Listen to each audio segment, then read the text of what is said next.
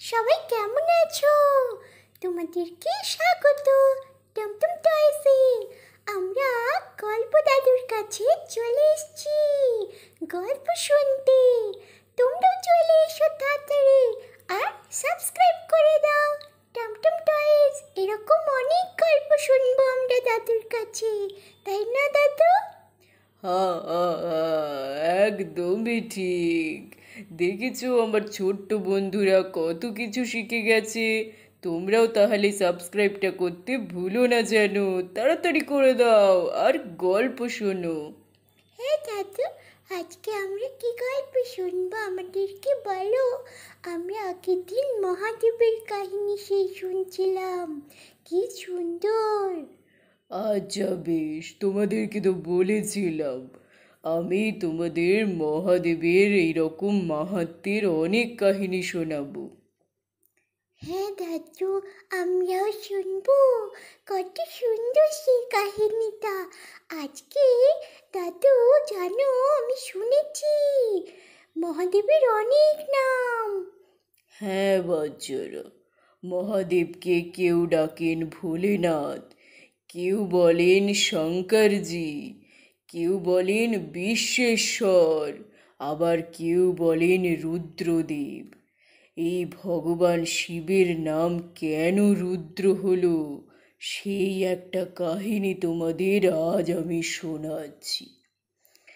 স্বর্গধামে সেই বিরল দৃশ্য। মহাদেব, ব্রহ্মাদেব এবং বিষ্ণুর কাহিনী তোমাদেরকে আজ শোনাবো। সেই কাহিনীতে তোমরা জানতে পারবে কেন মহাদেবের নাম রুদ্র হলো। একদিন ব্রহ্মাদেব ধ্যানে মগ্ন ছিলেন এবং চোখ খুলে দেখলেন এক অদ্ভুত কেউ দাঁড়িয়ে আছে। বড় সুন্দর তার সুঠাম দেহ, বাকছাল গায়ে। তিনি তক্ষুনি গেলেন বিষ্ণুর কাছে এবং বিষ্ণুকে গিয়ে বললেন, বিষ্ণুদেব, বিষ্ণুদেব, আপনি কি জানেন উনি কে? উনি কে? এই অদ্ভুত সুন্দর এমন দেহ, সুঠাম শক্তিশালী দেহ, হাতের ত্রিশূল, এমন কে হতে পারে? বিষ্ণুদেব, আপনি কি জানেন? আমাকে তাহলে বলুন, আমি তো বুঝতেই পারছি না। হ্যাঁ ব্রহ্মদেব, দেখতে পাচ্ছেন ওনার মাথায় চন্দ্র, গলায় জড়ানো বাসুকি নাগ, হাতে ত্রিশূল এবং মাথা থেকে গঙ্গা পড়ছে। উনি হলেন মহেশ্বর, দেবাদিদেব মহেশ্বর। এই ত্রিভুবনের সৃষ্টি ধ্বংস ওনার উপরেই যে নির্ভর করে। এই ত্রিভুবনে ওনার মতো শক্তিশালী সুঠাম এমন বিরল চরিত্রের মানুষ আর যে নেই আমাদের স্বর্গধামে। আর যে নেই এই স্বর্গধাম ওই দেবাদিদেব মহেশ্বরের আশীর্বাদেই যে সুন্দর। মনে আছে ব্রহ্মাদেব, সেই যে আগের সেই কাহিনী, সেই যে ওনার মাহাত্ম্যের কাহিনী আমরা জেনেছিলাম, সেই যে বহু যুগ আগে।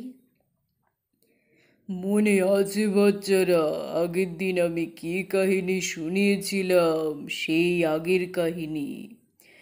একদিন বিষ্ণুদেব এবং ব্রহ্মাদেব যখন বিবাদ করছিলেন কে শ্রেষ্ঠ সেটা জানার জন্য, তাদের সামনে একটা বৃহৎ অগ্নিস্তম্ভ দেখা দিয়েছিল এবং তখন আকাশ থেকে এক অদ্ভুত বাণী এলো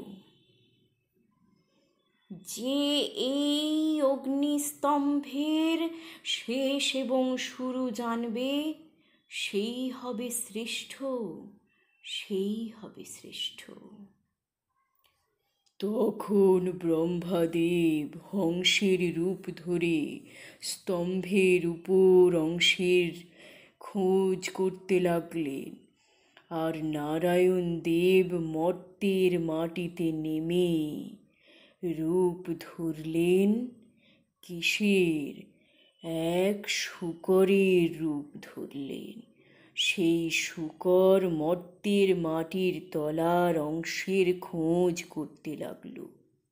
হে দাদু, আমাদের মনে আছে সেই কাহিনী, সেই যখন শূকর মাটির নিচে খোঁজ করছিল আর হংসদেব আকাশে উড়ে উড়ে সেই অগ্নিস্তম্ভের কারণ জানার চেষ্টা করেছিল, কিন্তু তারা তো কেউই জানতে পারেনি দাদু। তখন তো ব্রহ্মাদেব আর নারায়ণ ফিরে এলো।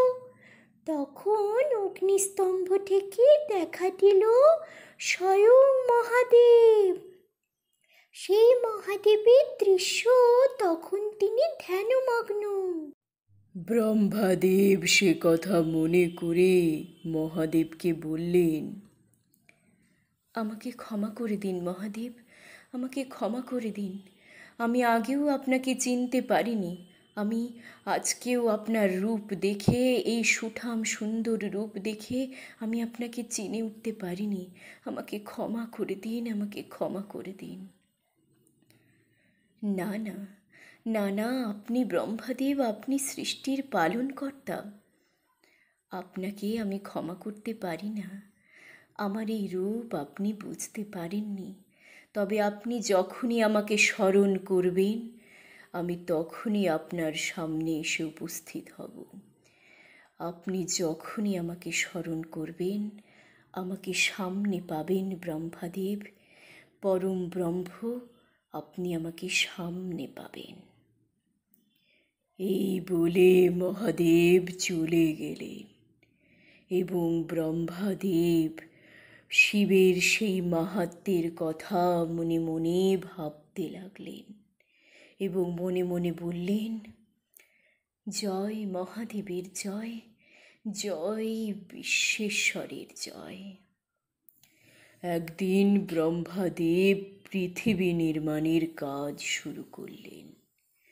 পৃথিবী নির্মাণের কাজ করতে গিয়ে উনি ভাবলেন, আমার এক পুত্রের প্রয়োজন যে আমায় এই পৃথিবী নির্মাণের কাজে সাহায্য করবে। তখন তিনি মহাদেবের স্মরণ করলেন এবং মহাদেবকে বললেন, মহাদেব, আমি আপনাকে পুত্র হিসেবে পেতে চাই। বেশ, তাই হবে। আমি পুত্র হিসেবে জন্মগ্রহণ করে আপনাকে আমি এই পৃথিবী নির্মাণে সাহায্য করব।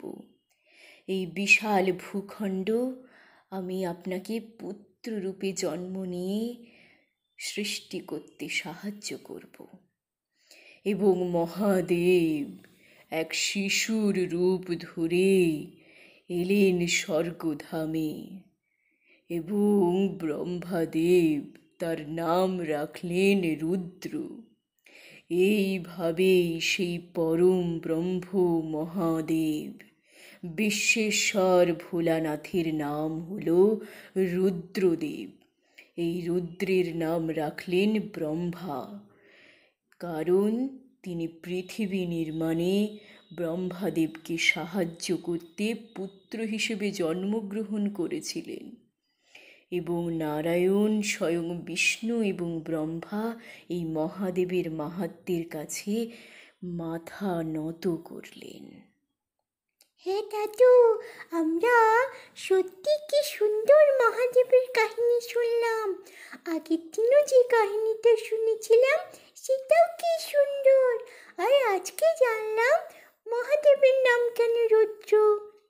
হ্যাঁ বাচ্চারা, তোমরা এরকম আরও মহাদেবের যা যা কাহিনী শুনবে সবই কিন্তু মনে রাখবে, আর গিয়ে বন্ধুদেরকে বলবে। কি বন্ধুরা? হ্যাঁ বন্ধুরা, তোমরাও কিন্তু লাইক করো, শেয়ার করো আর কমেন্টও করো দাদুর এই সুন্দর সুন্দর গল্প শোনার জন্য। আমরা তো প্রতিদিন আসি, তোমরাও আসবে কিন্তু, আর অনেক অনেক গল্প শুনবে। কত আনন্দ হবে, তোমরাও মজা করে গল্প শুনবে। আসবে তো বন্ধুরা? তাহলে আজকে আসি, tata, bye bye. Tata, bye bye বন্ধুরা, খুব ভালো থেকো, অনেক অনেক আনন্দ করো, মজা করো সোনামণিরা।